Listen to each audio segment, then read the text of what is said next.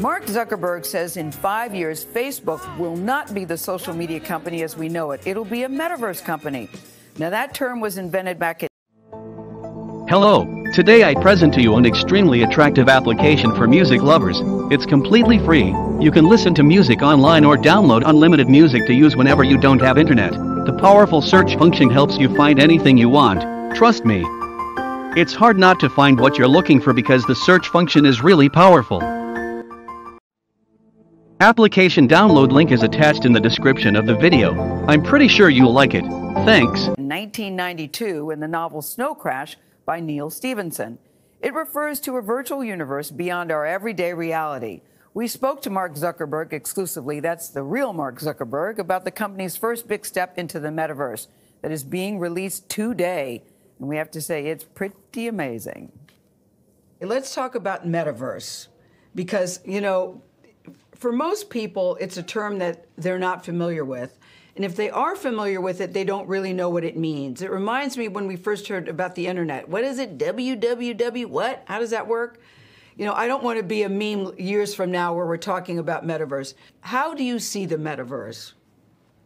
So I think of the metaverse as the next generation of the internet. So you can kind of think about it as, instead of being an internet that we look at, it's an internet that we are a part of, or that we can be inside of. Think films like Ready Player One, where the idea of a metaverse went by a different name.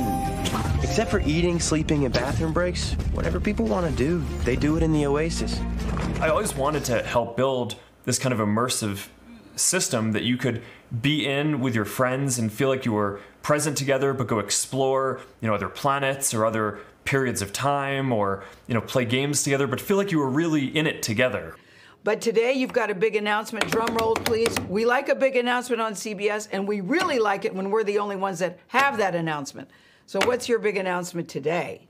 So today we're announcing a new service called Workrooms.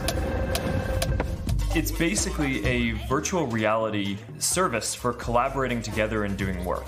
So this is going to be one part of this overall vision that we've talked about, and it's something that we've been using internally at Facebook for a while, and we really like. But it basically gives you the opportunity to, you know, sit around a table with people and work and brainstorm and whiteboard ideas. For people who can't be there through virtual reality, they can just video conference in, so you can include everyone. But it's this pretty amazing experience where, you know, you feel like you're really right there with your colleagues. I'm up for a demonstration. Let's go.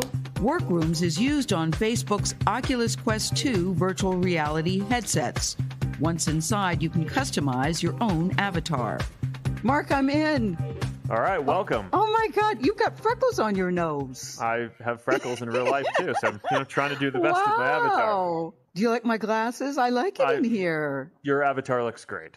This is my first virtual reality interview. How about It's you? mine too. My first virtual reality interview too.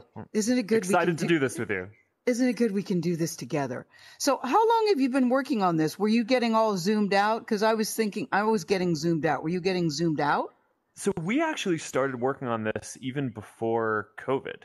And this has been a long-term project, you know, partially because we you know, have just been really optimistic about virtual reality. Wait, Mark, this is so cool. Wait, just stop for a second, because every gesture you make, I can see all your hands, your expressions. Oh my gosh. Yeah, no, this is, you know, one of the things that makes the biggest difference to me is, I don't know if you've had this experience on video Zoom conferences, is basically you're looking at a grid of faces. Yes. And there's no sense of space, right? So when you're really talking to people in person, you know, you have this experience where, you know, you're on my right, I'm on your left, right? Yeah. We kind of have a shared sense of space, and we remember the place that we were in as part of how we are having the conversation. And there's all this stuff, all this technology that goes into delivering this. For example, spatial audio, right? So what you'll probably notice is, you know, when I talk to you, it's coming from your left, right? Yes. You know, I mean, that's an important part of how, you know, we as people process the sense of space that we have and presence in the world, is that, you know, it's not like in real life we have a grid of faces and all the sound is just coming at us from exactly the same place. But, you know, we're very optimistic that in 5 years from now, people are going to be able to live where they want and work from wherever they want. But are going to be able to feel present as if they're together when they're doing that. Do you have a favorite feature to use in here? Yeah. Something that you think is very cool? Yeah, I mean, there are a couple of things that I really like. I mean, one is that you can just dynamically change the layout of the room. So, I mean, here, we're in a room layout that's designed for conversation. I can switch us really quickly. So now we're in a presentation setting. Yes. So that's pretty neat. And Mike's in the middle, yeah. And then, check this out. I can basically go and go stand at the whiteboard. Oh. And wow. It's like brainstorming, just like in a normal meeting that you would have been in. So I can say, welcome to Workrooms. Guys, this is so freaking cool, but this is the thing I worry about. I miss being in the office with people. I like what you said, Mark, that people will be able to work wherever they want to. But does this mean that we'll be spending less time in the office? I so miss people. Am I alone in that? People in the room? I don't think you're alone in that. I'm looking forward to seeing my colleagues and friends too. But yeah, you're probably a bit more extroverted than most people, if I had to guess. Certainly more extroverted than me. But I do just think that going forward, there are going to be more people who work remotely. So I think that there's an important place for offices for people to come together.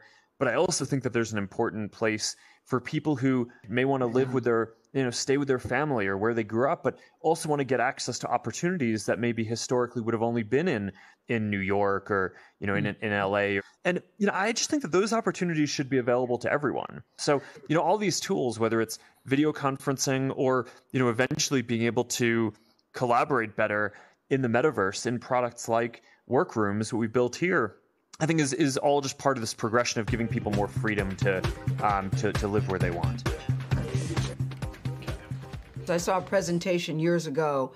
Steve Jobs said, in your phone right now it's just a phone, but the day's going to come when you can play music, you can send emails, you can take pictures. And when I first heard it, that just sounded, how in the world can that possibly be? And here it is, everybody has one in their pocket. Is that how you see the metaverse? It will be that ubiquitous that people, it will not be a foreign term. We'll all know it. We'll all be using it, and we'll think nothing of it. Is that how you see it? Yes, and I think that will be the case in the next 5 to 10 years. I think we'll have devices that will be, like a normal pair of glasses that you can wear that can put holograms into the world. And I think we'll just have these amazing and magical experiences. I think it's going to be wild, and it's the thing that I am the most excited about contributing to building over the next 5 to 10 years. All right, Mark Zuckerberg. Okay, as we sit here, August 2021, you and I have a date 5 to 7 years from now where we're going to play this interview and we're going to say, Mark, remember when you told us, fill in the blank? I look forward to that. August 2021, 5 years from now. I can't wait. See, did you hear he said he looks forward to that? Listen, Mark Zuckerberg is not like the other kids in the class, and clearly hasn't been for a long time. He told me that when he was in middle school, this is sort of a dream come true for him. He said, he'd leave his friends, they would go off. He said, wouldn't it be great if we had a world where we could still play together, but be in different places? Yep. Yeah. I said, you actually thought about that in middle school? In middle school, I thought when my friend left, I go, I'll see you tomorrow. Yeah. Because we didn't even have phones, cell phones. We didn't even have cell phones. Right. Yeah. So for him to be thinking about that even as a little kid, and now to be in one of the forefront, one of the leaders who's, putting this out in the universe, I'm fascinated. Listen, I thought this isn't the most attractive thing. They got to work on that. It was a little clunky for me, but I could clearly see where with some lessons I could get it. Yeah. I could get it. Yeah. And I'm technically challenged, but I could get that. I'm with you, though. I miss people in the office. Yes. I do as well. That's what Anthony, I miss people I don't like. I I'm telling you, I even miss them. They shall remain nameless, but you know who you are. All right. I mean, I'm looking forward to it. No, I am too. I do hope the internet improves so something works everywhere. That's highly dependent on good web access.